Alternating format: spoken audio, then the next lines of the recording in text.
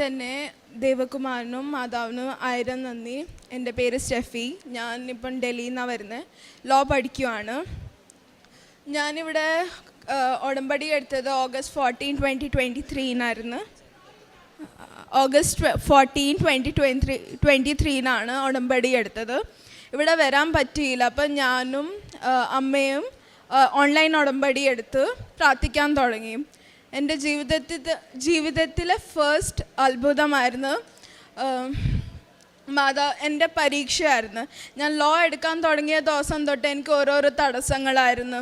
Paper എനിക്ക് എഴുതാൻ വരുമ്പോൾ അസുഖങ്ങളുണ്ടായിരുന്നു. അങ്ങനെ ഞാൻ മാതാവിനോട് പ്രാർത്ഥിക്കാൻ തുടങ്ങി. എൻ്റെ പരീക്ഷ എത്താറായി, മാതാവ് ഒരു തടസ്സമില്ലാതെ എനിക്ക് എഴുതാൻ പറ്റണമെന്ന് ഞാൻ പ്രാർത്ഥിക്കാൻ തുടങ്ങി. അങ്ങനെ എൻ്റെ എക്സാം ഡേറ്റ് വന്നു. എനിക്ക് ഫീസ് കെട്ടണമായിരുന്നു. ഫീസ് കെട്ടാൻ അത്രയും എമൗണ്ട് ഇല്ലായിരുന്നു. ഞങ്ങൾ എല്ലാവരോടും ചോദിക്കുമായിരുന്നു മണി ലെൻഡ് ചെയ്യാൻ പറ്റുമോ. അപ്പോൾ എല്ലാവരും പറയാൻ പറ്റത്തില്ല. അങ്ങനെ പരീക്ഷയുടെ 2 ദിവസം മുമ്പേ ഞാൻ മാതാവിനോട് കുറേ പ്രാർത്ഥിക്കുമായിരുന്നു. മാതാവേ, എനിക്ക് എന്തായാലും ഈ പരീക്ഷ എഴുതിയേ പറ്റത്തുള്ളൂ. അങ്ങനെ പ്രാർത്ഥിച്ച് എൻ്റെ എല്ലാ ഹോപ്പ് ഞാൻ മാതാവിലായിരുന്നു വെച്ചത്. ഒരു അത്ഭുതം നടക്കണമെന്ന് പ്രാർത്ഥിച്ചു. ആൻഡ് ദെൻ 2 days കഴിഞ്ഞ് എനിക്ക് കോളേജിൽ നിന്ന് മെയിൽ വന്ന് എൻ്റെ എക്സാം പോസ്റ്റ്പോണ്ടായി.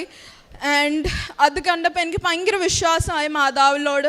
ഞാൻ അങ്ങനെ പ്രാർത്ഥിക്കാൻ തുടങ്ങി. മാതാവേ, ഇനി ഒരു വഴി തുറന്ന് എനിക്ക് ഫീസ് അടയ്ക്കാനുള്ള പണം കൂടി വേണം. അങ്ങനെ അത്ഭുതമായിട്ട് എന്നെ ഒരു അങ്കിൾ ത്രൂ എന്നെ സഹായിച്ചു. അയാൾ ഒരിക്കലും ആരെ സഹായിക്കത്തില്ല. അയാൾ ഇങ്ങോട്ട് വന്ന് അപ്രോച്ച് ചെയ്ത് മോളെ സഹായിക്കാമെന്ന് പറഞ്ഞ് എന്നെ സഹായിച്ചു. അങ്ങനെ ഫീസ് അടച്ച് എനിക്ക് എഴുതാൻ പറ്റി പേപ്പർ. അങ്ങനെ എൻ്റെ ജീവിതത്തിലെ ആദ്യത്തെ അത്ഭുതം മാതാവ് അങ്ങനെ ചെയ്തു. രണ്ടാമത്തെ അത്ഭുതമായിരുന്നു, ഞാൻ 22 years ഡൽഹിയിൽ ഒരു വീട്ടിലായിരുന്നു, റെൻറ്റിൽ താമസിക്കുമായിരുന്നു. അവിടെ ഫിനാൻഷ്യലി അസുഖങ്ങളും ഭയങ്കര പ്രശ്നങ്ങളൊക്കെ ആയിരുന്നു ആ വീട്ടിൽ താമസിച്ചപ്പോൾ. ഞങ്ങൾ കുറേ ട്രൈ ചെയ്യുമായിരുന്നു ആ വീട്ടിൽ നിന്ന് മാറാൻ, പക്ഷെ പറ്റുന്നില്ലായിരുന്നു. ഓരോരോ തടസ്സങ്ങൾ വരുമായിരുന്നു ആ വീട് മാറിപ്പോവാൻ.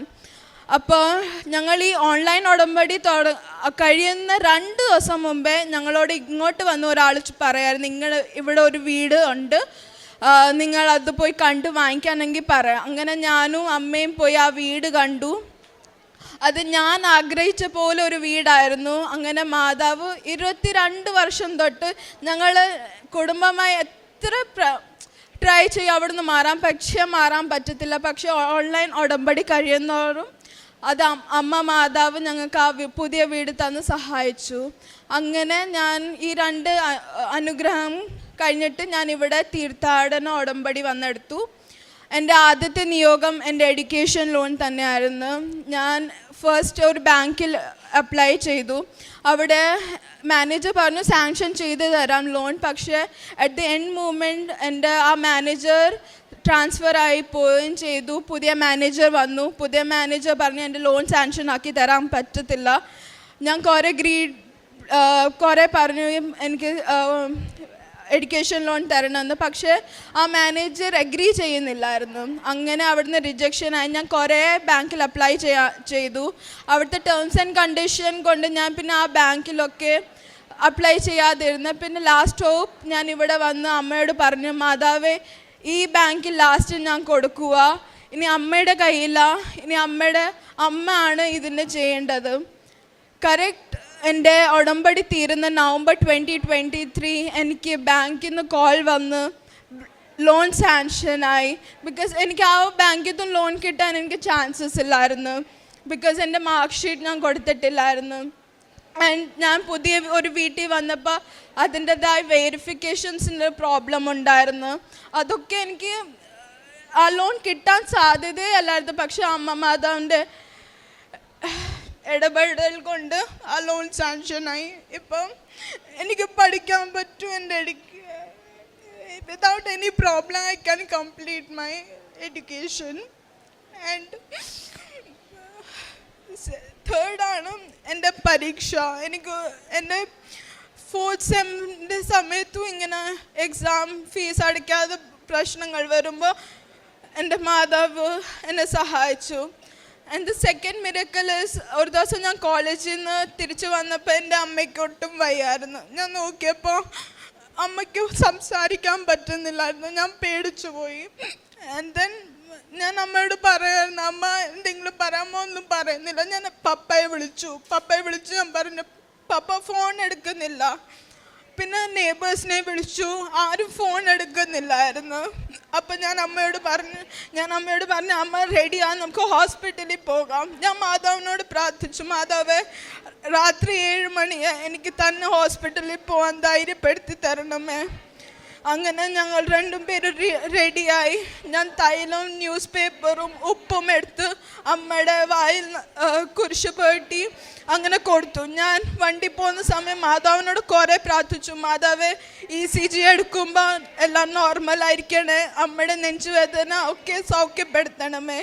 ഞാൻ ഹോസ്പിറ്റലിൽ നിന്ന് ഇറങ്ങി അപ്പം തന്നെ അമ്മ ECG എടുക്കാൻ പോകുന്ന മുമ്പേ തന്നെ ഞാൻ മാതാവിനോട് പറഞ്ഞു, അമ്മ ഇറങ്ങി വരുമ്പോൾ തന്നെ അമ്മയെ സൗഖ്യപ്പെടുത്തണം, അമ്മയുടെ റിപ്പോർട്ടൊക്കെ നോർമലായിരിക്കണമേ. അമ്മ ECG എടുത്തു, റിപ്പോർട്ട് വന്നു, എല്ലാം നോർമലായിരുന്നു. പിന്നെ എല്ലാം കാര്യം അവിടുന്ന് ഇറങ്ങി വരുക, മെഡിസിൻ, അതെല്ലാം മാതാവിൻ്റെ ഒരു കൃപയായിരുന്നു. രാത്രി ഞാനും അമ്മ മാത്രം ആ ഹോസ്പിറ്റലിൽ, അമ്മയുടെ ഒരു ഇടപെടൽ കൊണ്ട് മാത്രമാണ് എല്ലാം കാര്യം നടന്നത്. അങ്ങനെ എൻ്റെ ജീവിതത്തിൽ കുറേ ചേഞ്ചസ് ഉണ്ട്. ഞാൻ ഫസ്റ്റ് മാതാവിൽ ബിലീവ് ചെയ്യത്തില്ലായിരുന്നു. ബട്ട് ഇങ്ങനെ കുറച്ച് ചെറിയ അത്ഭുതങ്ങൾ നടന്ന് എനിക്ക് മാതാവിൽ കൂടുതൽ വിശ്വാസമായി.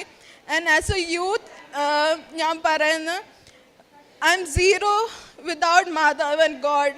എൻ്റെ ലൈഫിൽ മാതാവും തിരുകുമാരനില്ലെങ്കിൽ എൻ്റെ ലൈഫിൽ it's difficult for me to go.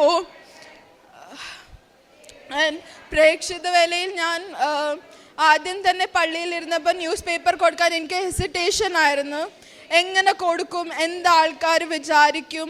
അപ്പം ഞാൻ പള്ളിയിൽ നിന്ന് പ്രാർത്ഥിച്ച് ഇറങ്ങിയപ്പോൾ ഞാനൊരു ആൻറ്റിയെ കണ്ടു.